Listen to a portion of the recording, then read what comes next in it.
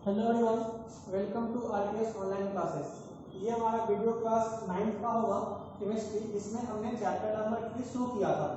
और मैंने जो पहला वीडियो था उसमें मैंने इंट्रोडक्शन दिया था कि इस चैप्टर्स में हमें क्या क्या चीज़ें पढ़नी है। मेरे पास 2 क्वेश्चंस आए थे, उन 2 क्वेश्चंस को मैं एक्सप्लेन करता हूँ। उसमें एक क्वेश्चन था केमिकल फार्मूला वाला, write down the chemical formula. तो मैं आपको एक चीज बता दूं कि केमिकल फार्मूला हम इसी चैप्टर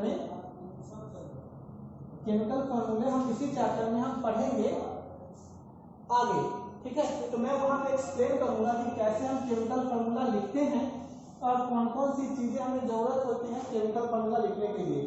किसी बच्चे ने ग्रुप में आंसर भी लिखा था, उस आंसर में मैंने देखा कि सिंबल आपने स्मॉल लिखा था। देखिए, केमिकल फार्मूला में सिंबल का बहुत इंपॉर्टेंस होता है। अगर मैं कहूँ जैसे कि किसी ने लिखा था कॉपर नाइट्रेट को या फिर कैल्शियम नाइट्रेट को, अगर मैं किसी ने लिखा था CaNO3(2), ये फार्मूला आपका गलत है, ठीक है। ये फार्मूला भले ही सही हो, पर ये फार्मूला का रिप्रेजेंटेशन गलत है। क्यों गलत है? क्योंकि कैल्शियम का सिंबल Na होता है और नाइट्रेट का symbol capital N small a ये होता है। तो अगर आप स्मॉल n लिखते हो तो ये वो आपका गलत हो जाएगा, क्योंकि सिंबल में इसका बहुत अलग मीनिंग होता है, ठीक है ना। तो इसलिए हम उसको एक्सप्लेन करेंगे अच्छे से। मैंने इसका आंसर भी भेज दिया था, पर मैं इस चीज को फिर से एक्सप्लेन करूंगा। एक क्वेश्चन उसमें और था कि आपको ये कहना था कि H2O को जब हम CO2 के साथ अगर हम पास करेंगे, अगर CO2 को जब हम वाटर में पास करेंगे तो क्या होगा। तो जब CO2 को आप वाटर के साथ मिक्स करोगे या फिर रिएक्शन कराओगे तो वो बनता है H2CO3। और यहाँ पे उसमें था कि नेचर ऑफ रिएक्शन और टाइप्स ऑफ रिएक्शन। तो देखिए, ये जो नेचर इसका होगा, मतलब टाइप्स जो इसका होगा, ये आपको क्लास 10 के पढ़ना है कि यहाँ पे दो क्या है, दो कंपाउंड मिलकर के एक सिंगल कंपाउंड बना रहे हैं ना। तो जहां भी अगर सिंगल प्रोडक्ट फॉर्म होता है आफ्टर मेनी रिएक्शंस कंबाइन करके, अगर सिंगल ये होता है तो उसे कहते हैं कॉम्बिनेशन रिएक्शन, ठीक है। टाइप्स ऑफ अलग अलग टाइप्स के रिएक्शन होते हैं, ये आपको नहीं पढ़ना, पर क्वेश्चन का बता रहा हूं। तो इसे कहते हैं कॉम्बिनेशन रिएक्शन। दूसरा था नेचर। तो देखिए, आप लोगों को ये भी क्लास 10 में ही पढ़ना है कि जो नेचर होता है वो होता है आपका एसिडिक, बेसिक या फिर न्यूट्रल। तो यहाँ पे ये जो है ये कैसा होता है, वीक एसिड होता है, तो इसे हम कहते हैं एसिडिक नेचर का ये कंपाउंड होगा। कैसे पता? तो जहां पे अगर हाइड्रोजन प्रेजेंट है उसे कहते हैं एसिडिक, और जहां पे हाइड्रोक्साइड प्रेजेंट होता है उसे कहते हैं बेसिक। और एसिडिक, बेसिक, और जहां पे सिर्फ 2 अनायन में मिलते हैं, कटायन और अनायन, तो उसे कहते हैं सॉल्ट। तो ये आपका एसिड, बेसिस एंड सॉल्ट में आपको पढ़ना है आगे। तो यहाँ पे देखिए हाइड्रोजन प्रेजेंट है तो एसिडिक, और मुझे ये एक्सप्लेन करना है लेकिन मैं नहीं कर रहा, ये एसिडिक जो होगा वो वीक एसिड होगा, because this carbon dioxide is weakly acidic, मतलब weakly acidic oxide in nature. तो ये आपको समझ में आ गया। ये 2 क्वेश्चंस थे, ये दोनों क्वेश्चंस हमें क्या करने हैं, डिस्कस करने थे। अब जो हमारा है, जो मैंने शुरू करना है वो करना है आपका चैप्टर नंबर 3 को हमें शुरू करना है। तो अगर किन्हीं को अगर अभी भी कोई डाउट अगर हो, अगर चैप्टर नंबर 1 या फिर 2 में, तो वो डिस्कस कर सकते हैं, मैं उसे एक्सप्लेन कर दिया करूंगा वीडियो के शुरू में। अब जो हमारा चैप्टर नंबर 3 है वो चैप्टर का नाम है एटम्स एंड मॉलिक्यूल्स। इसका मतलब ये हुआ कि मैंने ये कहा भी था कि जितने भी मैटर्स होते हैं, जो भी हमारे पास मैटर्स हैं, और matters are made up of single tiny particles, ठीक है। उसको मतलब किसी से बने हैं, टीनी पार्टिकल से बने हैं। अब उस मैटर को हमने क्लासिफाई किया था प्योर, मतलब इस मैटर इलाज प्योर में देखा था कि प्योरिटी के आधार पर हमने एक्सप्लेन किया था। तो इस चैप्टर में हमें सिर्फ पढ़ना है प्योर सब्सटेंस। क्या पढ़ना है? Pure substance. और मैंने कहा था प्योर सब्सटेंस क्या होता है, जो कि made up of only single kind of tiny particles, और वो single kind of tiny particles को हम लोग क्या कहते हैं, एटम्स कहते हैं, ठीक है। तो एटम्स क्या है, एक मैटर है। तो ये दो चेयर, अगर मैं चेयर की बात करूं तो चेयर में क्या है, चेयर में कार्बन है, और ये किस चीज से बना है, कार्बन एटम से बना है, ओके। जैसे कि सपोज कि मैं बात करता हूँ कॉमन सॉल्ट NaCl। NaCl क्या है, एक तरह का कंपाउंड है। यहाँ पे क्या है, Na भी है और Cl, सोडियम एटम है और क्लोरीन एटम, ओके। आई बात समझ में? तो ये चीजें यहाँ पे आपको ध्यान रखना है। तो हम इस चैप्टर में डिस्कस करेंगे कि ऑल मतलब matters are made up of atoms and these atoms have different properties कि अलग अलग एटम्स की अलग अलग क्या होगी, अलग अलग मासेस होंगे, अलग अलग प्रॉपर्टीज होगी, वो एटम्स आपस में एक दूसरे के आइडेंटिकल नहीं होंगे। तो ये सब चीजें हम डिस्कस करेंगे डाल्टन्स एटॉमिक थ्योरी में। उससे पहले डाल्टन्स एटॉमिक थ्योरी में हम इन चीजों को डिस्कस करेंगे। इससे पहले जो आपका है वो है लॉ ऑफ केमिकल कॉम्बिनेशन। ये आपका स्टार्टिंग होता है लॉ ऑफ केमिकल कॉम्बिनेशन से। लॉ ऑफ केमिकल कॉम्बिनेशन क्या होता है? लॉ ऑफ केमिकल कॉम्बिनेशन कहने का मतलब है कि जब आप किसी भी दो डिफरेंट एटम को अगर आप पास पास रखते हो या कोई दो मॉलिक्यूल्स को या डिफरेंट मैटर्स को अगर आप पास पास रखते हो या उससे केमिकली रिएक्ट कराते हो तो केमिकल रिएक्शन होने के बाद वो किन किन लॉ को फॉलो करेगा। तो इस केस में सबसे पहला लॉ जो हम पढ़ते हैं, जैसे कि सपोज कीजिए मैंने कहा कार्बन प्लस ऑक्सीजन, तो अगर ये कार्बन ऑक्सीजन अगर केमिकली अगर कंबाइन करेगा तो ये जो प्रोडक्ट फॉर्म करेगा, तो ये प्रोडक्ट फॉर्म होने के लिए इसे कौन कौन से केमिकल कॉम्बिनेशन के लॉ के साथ फुलफिल होना होगा।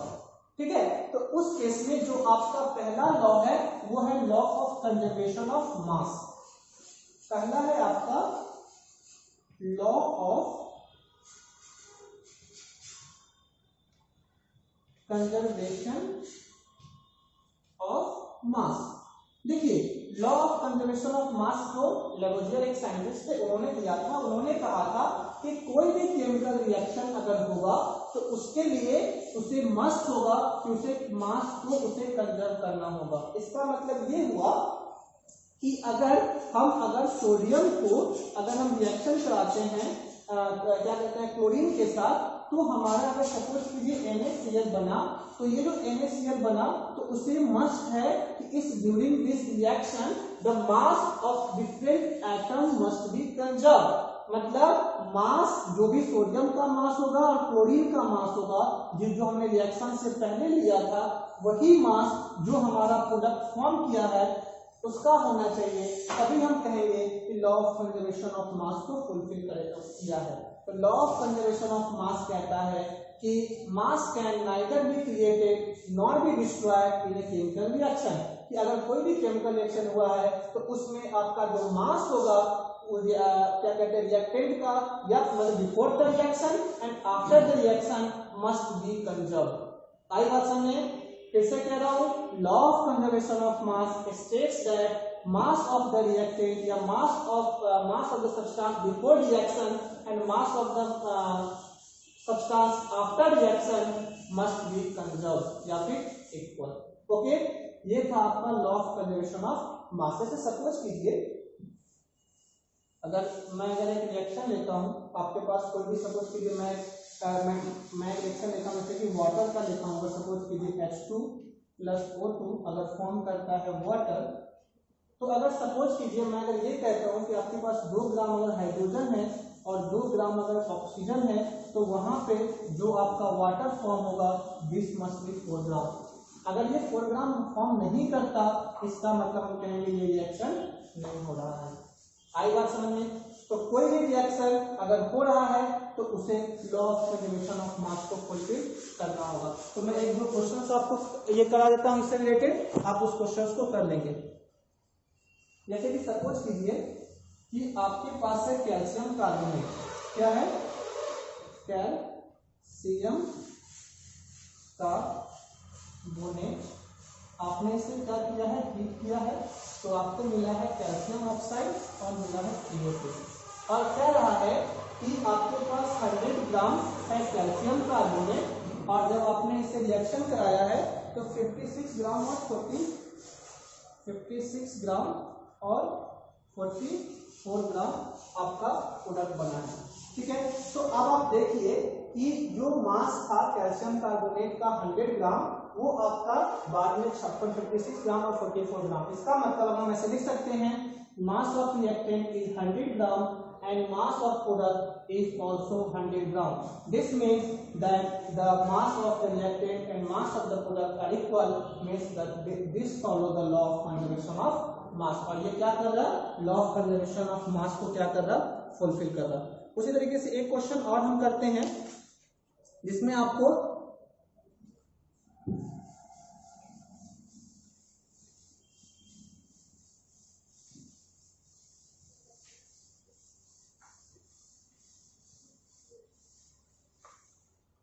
क्वेश्चन आपका है कि आपने रिएक्शन कराया है बेरियम क्लोराइड और सोडियम सल्फेट का। कह रहा है कि आपने barium chloride plus sodium sulphate, मैं सिर्फ फॉर्मूला लिख रहा हूं, ठीक है, इस दोनों का आपने रिएक्शन कराया है तो आपको मिला है बेरियम सल्फेट और मिला है सोडियम क्लोराइड। और कहा है कि एक आपका है 20.8 और 14.2, कह रहा है ये है आपका 20.8 ग्राम और एक है 14.2 ग्राम, ठीक है, ये दो मास आपके दिए हुए हैं, और 23.3 और 11.7, 23.3 ग्राम एंड 11.7 ग्राम। अब आपको कह रहा है कि so that this reaction fulfil the law of conservation of मास। हम क्या करेंगे, सबसे पहले लिखेंगे अकॉर्डिंग टू क्वेश्चन। ये क्वेश्चन अगर पूछता है एग्जामिनेशन में तो सॉल्व कैसे करेंगे, गिवन क्या दिया हुआ है, मास ऑफ बेरियम क्लोराइड, ऐसे लिखेंगे, ठीक है, mass of barium chloride is equal to 20.8 gram. फिर लिखेंगे मास ऑफ सोडियम सल्फेट, ठीक है, वो कितना है 14.2 ग्राम। इसके बाद लिखेंगे मास ऑफ बेरियम सल्फेट, ठीक है, फॉर्म, हाँ, कितना दिया हुआ है 23.3 ग्राम। उसके बाद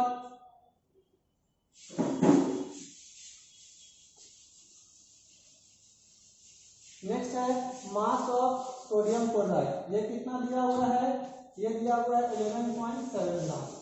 अब आपको क्या करना है कि अब आप लिखोगे मास ऑफ सब्सटेंस बिफोर रिएक्शन, ठीक है, या फिर मास ऑफ रिएक्टेंट, आप रिएक्टेंट भी लिख सकते हो। फिर आप पूछोगे सर रिएक्टेंट क्या होता है, प्रोडक्ट क्या होता है, ये आपके सिलेबस में नहीं है, तो simply mass of substance before reaction, mass of substance after reaction. तो mass of substance of reactant लिखेंगे तो देखिए रिएक्टेंट में क्या क्या है, बेरियम क्लोराइड और सोडियम सल्फेट है ना, तो 20.8 ग्राम प्लस 14.2 ग्राम, और इस दोनों को आप ऐड करोगे तो आपका आएगा 35 ग्राम। उसके बाद लिखेंगे मास ऑफ प्रोडक्ट, ठीक है, क्या लिखेंगे, मास ऑफ प्रोडक्ट, और इसमें आपको है 23 ग्राम, 23.3 ग्राम प्लस 11.7 ग्राम। इस दोनों को जब आप ऐड करोगे तो आपका ये भी कितना आएगा 35 ग्राम, सही है ना, ऐड 730 और 3 ठीक है। तो देखिए आपने क्या देखा, mass of reactant and mass of product both are equal, so hence this equation fulfil the law of conservation of mass. तो इस तरीके के क्वेश्चंस आपके बुक में होंगे, आप उसे सॉल्व कर लोगे। एक क्वेश्चन आपका एनसीईआरटी में क्वेश्चन नंबर 1 एक्सरसाइज क्वेश्चन आप देखोगे इसी चैप्टर नंबर 3 का क्वेश्चन नंबर 1 और क्वेश्चन नंबर 2, वो दोनों भी लॉ ऑफ कंजर्वेशन ऑफ मास का ही क्वेश्चन है। इसमें सोडियम कार्बोनेट से रिलेटेड क्वेश्चन नंबर 1 है, उसको आप देख लोगे, क्वेश्चन नंबर 1 को आप क्या करोगे, सॉल्व कर लोगे। और सर 2 या फिर 2 अगर क्वेश्चन नंबर है तो वो शायद आपका डिफरेंट प्रोपोर्शंस होगा, जिसको मैं भी एक्सप्लेन कर रहा हूँ। ये बात समझ में आ गई, ठीक है, कि law of conservation of mass fulfil करने के लिए मास of reactant and mass of product क्या होगा, इक्वल होगा, ठीक है। ये वीडियो जब भी जाएगा मैं 2 क्वेश्चंस और इससे रिलेटेड आपको ग्रुप में डाल दूंगा, आप उसे सॉल्व कर लेना, ठीक है। तो नेक्स्ट जो है आपका, इसमें एक टाइप का और क्वेश्चन पूछ सकता है, ऐसे ये पूछ सकता है कि अगर सपोज कीजिए आपके पास ए है बी है और रिएक्शन करके बनाया है C+D, आपसे ये पूछ सकता है कि ए का सम सपोज कीजिए कुछ मास दिया हुआ है, मैं कहता हूं x दिया हुआ है, ठीक है, और y का b का दिया हुआ है y, और c का दिया हुआ है z, और d का हमें नहीं पता मास कितना है, आपको निकालने के लिए कह रहा है और पूछ रहा है बताइए कि ये किस लॉ को फुलफिल कर रहा है।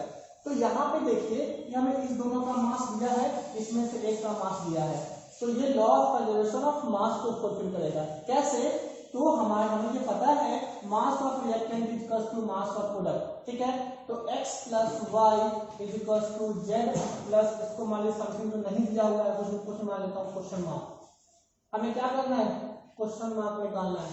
तो क्वेश्चन मार्क क्या हो जाएगा, x plus y minus z. इससे पता है, ये पता है, ये नहीं पता। इस तरीके से हम अगर इस चारों में से एक का मास अगर नहीं दिया हुआ है, 3 का मास अगर दिया हुआ है, तो वहां से हम उसे क्या करते हैं, निकाल लेते हैं। आई बात समझ में। तो इस तरह क्वेश्चन में law of conservation of mass को इंट्रोड्यूस करते हैं। किस साइंटिस्ट ने दिया था, लेवोजियर ने दिया था। दिक्कत है, नहीं होनी चाहिए। तो इस तरह के क्वेश्चन आप कर दोगे, ठीक है। अब जो नेक्स्ट क्वेश्चन है आपका, मतलब नेक्स्ट इसका पॉइंट नंबर 2 जो है वो है लॉ ऑफ कांस्टेंट प्रोपोर्शन। तो मैंने बताया था लॉ ऑफ कांस्टेंट प्रोपोर्शन ये कहता है कि कोई भी एलिमेंट अगर एक दूसरे के साथ अगर कंबाइन करते हैं तो उसका जो रेशियो होगा वो ऑलवेज कांस्टेंट होगा। अगर कांस्टेंट नहीं है तो लॉ ऑफ कांस्टेंट नहीं करेगा। जैसे कि सपोज कीजिए वाटर फॉर्म करता है, तो इस वाटर के फॉर्मेशन में जो मास का रेशियो होता है वो होता है 1:8। इसका मतलब कि अगर एक अगर हाइड्रोजन है तो ऑक्सीजन का मास 8 है, तो ऑलवेज बाय मास वो क्या होगा, 1:8 के रेशियो में होगा। तो ऑक्सीजन कभी भी हाइड्रोजन के साथ कंबाइन करेगा, चाहे वो वाटर अगर पॉन्ड का हो, वो वाटर अगर सी का हो, या वो वाटर अगर टैप वाटर हो, हर जगह की वाटर का जो हाइड्रोजन या ऑक्सीजन का जो मास का रेशियो होगा वो ऑलवेज क्या होगा, 1:8 होगा, ठीक है। तो chemical compound always consist of same element combined together in the same proportion by mass। कि कोई भी अगर केमिकल रिएक्शन अगर हो रहा है तो उसमें कोई भी एलिमेंट अगर कंबाइन कर रहा है तो उस एलिमेंट का जो रेशियो होगा वो रेशियो ऑलवेज कांस्टेंट होगा, उसको आप चेंज नहीं कर सकते हो। ये नहीं कह सकते कि हाइड्रोजन हम 3 लेंगे तभी हाइड्रोजन हमारा 8 ही रहेगा, मतलब हाइड्रोजन अगर 3 लेंगे तो ऑक्सीजन हमारा 8 होगा, नहीं। ऑलवेज वाटर के फॉर्मूला में जो बाय मास का रेशियो होगा वो 1:8 का होगा। आई बात समझ में। तो ये होता है लॉ ऑफ कांस्टेंट प्रोपोर्शन। इसका आप ये सब अपने नोट्स बना लोगे, उसमें आप लिख लोगे law of definite proportion. Definite आप लोगों को पता है प्रोपोर्शन क्या होता है, डिफिनिट होता है कांस्टेंट रेशियो, ठीक है। डिफिनिट प्रोपोर्शन आई बात समझ में। तो इसको हम कर लेंगे। इससे रिलेटेड मैं एक क्वेश्चन कराता हूं, ठीक है, और इससे रिलेटेड मैं आपको 1-2 क्वेश्चंस आपको करा दूंगा। हाँ, तो देखिए आपके पास मैंने 2 क्वेश्चन लिखा है। ये क्वेश्चन आपको खुद से करना है, मैं बता दे रहा हूँ क्या करना है। इसमें कह रहा है कि आपने एक 2 रिएक्शन किए हैं। पहला रिएक्शन में आपने कॉपर ऑक्साइड से कॉपर ऑब्टेन किया और दूसरे रिएक्शन में भी कॉपर ऑक्साइड से आपने कॉपर ऑब्टेन किया। यहाँ पे आपका कॉपर का ऑक्साइड का मास इतना है, कॉपर का मास इतना है, यहाँ पे मास इतना है, यहाँ पे मास इतना है। कह ये रहा है कि आपको एक्सप्लेन करना है कि this experiment so that the law of constant proportion, ये जो एक्सपेरिमेंट किया गया है ये लॉ ऑफ कांस्टेंट प्रोपोर्शन को फुलफिल करता है, आपको ये एक्सप्लेन करना है। तो कैसे करेंगे, देखिए मैंने क्या कहा था, लॉ ऑफ कांस्टेंट प्रोपोर्शन कहता है कि मास ऑफ 2 एलिमेंट जो कंबाइन करता है दूसरे के साथ तो उसका जो रेशियो होगा वो ऑलवेज कांस्टेंट होगा, यही कहा था। तो देखिए हम क्या करेंगे, हमारे पास मास ऑफ कॉपर है, मास ऑफ कॉपर ऑक्साइड है, यहाँ से हम क्या करेंगे, मास ऑफ ऑक्सीजन निकाल लेंगे फर्स्ट एक्सपेरिमेंट का। मैं बता रहा हूँ आपको खुद से करना है। मास ऑफ ऑक्सीजन निकाल लेंगे फर्स्ट एक्सपेरिमेंट का, मैं निकाल लिया। फिर उसके बाद मास ऑफ ऑक्सीजन निकाल लेंगे सेकेंड एक्सपेरिमेंट का, निकाल लिया। कैसे निकालेंगे, this minus this minus this निकाल लेंगे। अब क्या करेंगे, देखिए हम क्या करेंगे, रेशियो लेंगे किसका, mass of copper is to mass of oxygen, और देखेंगे क्या कि पहले वाले एक्सपेरिमेंट में जो मास ऑफ ऑक्सीजन और कॉपर दिया हुआ है उसका रेशियो और दूसरे वाले में जो मास ऑफ कॉपर और ऑक्सीजन है उसका रेशियो, हम देखेंगे दोनों का रेशियो क्या आ रहा, कांस्टेंट आ रहा। तो रेशियो अगर कांस्टेंट आएगा इसका मतलब लॉ ऑफ कांस्टेंट प्रोपोर्शन को फुलफिल कर रहा है। इस क्वेश्चन को खुद से सॉल्व करोगे, मास निकालो ऑक्सीजन का, मास निकालो ऑक्सीजन का, फिर copper is to oxygen, copper is to oxygen. ये जो क्वेश्चन है आपका कह रहा है कि 1 ग्राम ऑक्सीजन, मतलब जो आपका वाटर का जो ये है रेशियो है बाय मास का, उसमें हाइड्रोजन ऑक्सीजन का मास का 1:8 है। मतलब जब हम 1 ग्राम अगर हम हाइड्रोजन लेंगे तो ऑक्सीजन हमें 8 ग्राम लगेगा। तो तो क्वेश्चन ये कह रहा है कि जब हम 3 ग्राम लेंगे तो कितना होगा। तो देखिए 3 है तो ये कितना हो जाएगा 3 × 8 is to 24। ये किस लॉ को फुलफिल कर रहा है, लॉ ऑफ कांस्टेंट प्रोपोर्शन। आई बात समझ में। तो इससे रिलेटेड एक दो क्वेश्चंस में और जब भी वीडियो जाएगा आपके पास मैं एक दो क्वेश्चंस और मैं दे दूंगा, आपको वो एक दो क्वेश्चन सॉल्व करने हैं और आपको कोई भी डाउट अगर आता है इसमें तो उससे रिलेटेड हम क्वेश्चन करेंगे। तो इसमें भी 2-3 तरह के क्वेश्चन पूछे जा सकते हैं, उस तरीके के या फिर इस तरीके के, तो आपको ये क्वेश्चंस करने हैं। होप आपको ये चीजें समझ में आई होगी। अच्छे से ट्राई कीजिएगा, अपना ध्यान रखिएगा। Thank you.